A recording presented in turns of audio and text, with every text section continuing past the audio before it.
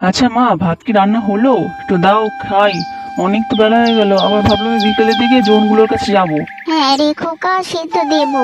বলি শোন খোকা, তোর বিয়ে টিয়ে তো দিতে হবে, বুঝিস তো বয়স হচ্ছে। এই একই কথা বললো না তো মা, আমি হাত ধুয়ে আসছি, তুমি ভাত বাড়ো, আমার কিন্তু ভালো লাগে শোন রে না। খোকা, এরম বলিস নে।